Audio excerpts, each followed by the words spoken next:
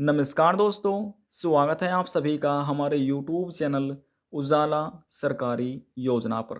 Pension से जुड़ी हुई एक और नई जानकारी आप सभी दिव्यांग, विधवा, वृद्धावस्था और कुष्ठावस्था पेंशन धारकों के लिए लेकर हाजिर हो चुके हैं। यदि आप भी इन सभी पेंशन में से किसी भी एक पेंशन का लाभ ले रहे हैं, आज की यह जानकारी आपके लिए बहुत ही ज़्यादा महत्वपूर्ण होने वाली है। जैसे कि आप नोटिफिकेशन में देख रहे हैं, इन पेंशन लाभार्थियों को 6,000 रुपये का तोहफा। इन पेंशन धारकों को नहीं मिलेगा लाभ। कैसे करें अपनी पेंशन समस्याओं का समाधान? दोस्तों, सभी जानकारी आपको दी जाएगी। ये भी आपको बताया जाएगा कि 6,000 रुपये किन पेंशन धारकों को दिए जाएंगे और कौन से वे पेंशन धारक हैं जिन्हें 6,000 रुपये का लाभ नहीं दिया जाएगा, यानी कि सरकार द्वारा बैंक खाते में 6,000 रुपये की ट्रांसफ़र नहीं की जाएगी। वीडियो की शुरुआत करने से पहले हमारा आपसे निवेदन है, यदि आप हमारे चैनल पर पहली बार आएँ तो चैनल को सब्सक्राइब कर लीजिएगा। साथ ही दोस्तों, बेल आइकन के बटन को प्रेस करना ना भूलें, ताकि जो हमारी वीडियो का नोटिफिकेशन है वह सबसे पहले आपको प्राप्त हो और आप सबसे पहले ही उसका लाभ उठा सके। चलिए दोस्तों, वीडियो की शुरुआत कर लेते हैं। सरकारी सूत्रों से पता चला है कि जिन वृद्धावस्था, विकलांग, विधवा या कुष्ठ अवस्था पेंशन धारकों को पेंशन का 3,000 रुपये पेंशन राशि नहीं मिली है, उन्हें कैसे पेंशन का 6,000 रुपये लाभ दिया जा सकेगा।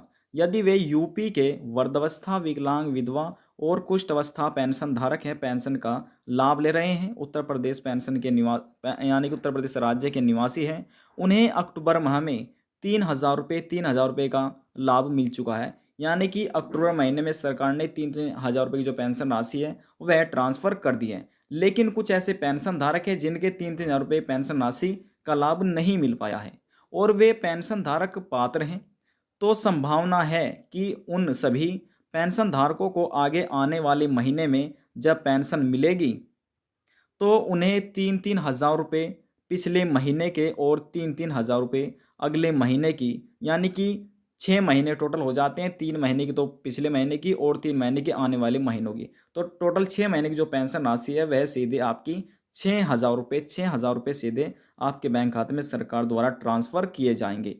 अब कैसे लाभ ये प्राप्त कर सकते हैं, हम आपको बता दें कि किन किन पेंशन धारकों को इस योजना का लाभ नहीं मिलेगा। ये समझिएगा, जो पेंशन धारक अपात्र हैं, जैसे कि वे पेंशन धारक जिन्होंने गलत तरीके से सही कागजात बनवाकर अभी तक पेंशन का लाभ प्राप्त कर रहे थे, उन्हें पेंशन धारक की ई-केवाईसी कराई गई, जिसमें इन सब का खुलासा हुआ और अब उन पेंशन धारकों को कभी भी पेंशन का लाभ नहीं मिलेगा। वे सब अपात्र श्रेणी में आ चुके हैं, तो अब बात यह है कि उन पेंशन धारकों को पेंशन नहीं दी जाएगी। केवल और केवल जो पात्र हैं, पेंशन लेने के हकदार हैं, उन्हें सरकार की तरफ से पेंशन का लाभ दिया जाएगा। कैसे करें अपनी पेंशन समस्याओं का समाधान, इसके बारे में जान लेते हैं। यदि आपकी कोई भी समस्या है पेंशन से जुड़ी, आप अपनी पेंशन का समाधान कर सकते हैं। यदि किसी भी पेंशन धारक के बैंक खाते में केवाईसी नहीं हुई है, तो आप इसके लिए सबसे पहले आप क्या कर सकते हैं, समझिएगा। पहला है, यहाँ पर पहले पॉइंट में बताया गया है अपना मोबाइल नंबर, दूसरे पॉइंट में अपने आधार कार्ड की फ़ोटोकॉपी, तीसरा है आपका दस्तावेज अपने पैन कार्ड, यानी जो आपका पैन कार्ड है उसकी फ़ोटोकॉपी। इन तीनों डॉक्यूमेंट्स की आपको फ़ोटोस्टेट फ़ोटोकॉपी करा लेनी है। यह तीनों कागज़ात की और इन कागज़ात की जो फ़ोटोस्टेट है वह अपने बैंक में जाकर आपको जमा कर देने हैं। इससे आपका बैंक का जो केवाईसी है वह कार्य आपका पूरा हो जाएगा। इसके बाद अब हम आपको दूसरा कार्य बताते हैं। यहाँ पर आप देखिए, आपके आधार कार्ड, बैंक खाते और पेंशन फार्म में गलतियाँ हैं, तो आप उन गलतियों को अपने नज़दीकी सीएससी सेंटर पर, यानी कि जन सुविधा सेंटर पर जाकर आप संशोधन करा सकते हैं, करेक्शन करा सकते हैं। सीएससी सेंटर का मतलब है कि आप जन सेवा केंद्र पर जाकर अपनी इन गलतियों का संशोधन करा सकते हैं, सही करा सकते हैं अपनी गलतियों को। यदि आपके पेंशन फार्म में बैंक का आईएफएससी नंबर या बैंक अकाउंट नंबर, बैंक खाता संख्या सही है और आपने अपना आधार कार्ड ई-केवाईसी भी करा ली है, इसके पश्चात बैंक की, यानी कि बैंक की केवाईसी भी करा ली है, उसके बाद आपका यहाँ पर आ जाता है पेंशन नहीं आई, यानी कि आपने सभी कार्य अपने पूरे करा लिए हैं, फिर भी आपके बैंक खाते में आपकी पेंशन नहीं पहुँच पा रही है, तब आपको क्या कार्य करना होगा, ये ध्यान से सुनिएगा और समझिएगा। आपको सबसे पहले अपने ग्राम प्रधान, यदि आप टाउन में रहते हैं या शहर में रहते हैं, तो वहाँ के कॉलोनी चेयरमैन से मिले और उन्हें अपनी समस्याएं बताएं कि हमारी ये समस्या है। मैंने अपनी पेंशन का ई-केवाईसी भी करा लिया है। जो हमारे आवेदन फार्म में गलतियां हैं, उन गलतियों का भी हमने ठीक अपनी गलती करा ली है।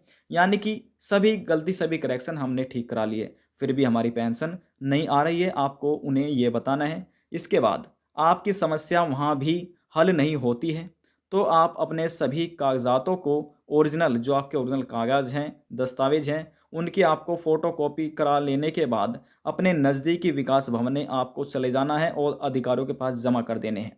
यहाँ पर देखिए, पहला है आपका आधार कार्ड कॉपी, दूसरा है आपके बैंक पासबुक की फ़ोटोकॉपी, तीसरा नंबर पर आपका पैन कार्ड की फ़ोटोकॉपी, चौथे पॉइंट में बताया गया है मोबाइल नंबर की फ़ोटोकॉपी। इन सभी दस्तावेज़ों की आपको फ़ोटो स्टेट करा लेनी है और आपको अधिकारियों को जमा कर देने हैं। यहाँ पर दोस्तों एक नोट भी लिखा हुआ है, ये समझिए। सबसे महत्वपूर्ण बात, यदि आप अपनी पेंशन प्राप्त करना चाहते हैं तो आपको अनिवार्य रूप से ई-केवाईसी कराना होगा। जिन पेंशन धारकों ने नहीं कराया है, ये उनके लिए है, उन सभी को अपना ई-केवाईसी करा लेना होगा।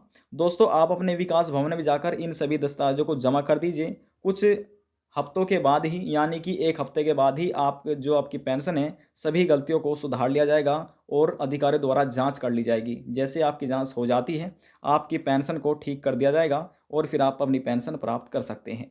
यदि जानकारी को लेकर आपके मन में कोई सवाल है, कोई डाउट है, पूछना चाहते हैं, नीचे कमेंट बॉक्स में जाकर पूछ सकते हैं। सभी सवालों का जवाब आपको दे दिया जाएगा। और यदि आपको हमारी दी हुई जानकारी पसंद आई तो वीडियो को ज़रूर लाइक कर दीजिएगा। आपके एक लाइक से हमें बहुत ज़्यादा मोटिवेट मिलता है। लास्ट में निवेदन यही करेंगे, चैनल को सब्सक्राइब और साथ ही बेल आइकन के बटन को प्रेस करना ना भूलें। अब हम आपसे मिलते हैं नेक्स्ट वीडियो में एक और नई जानकारी के साथ। जब तक के लिए जय हिंद, जय भारत।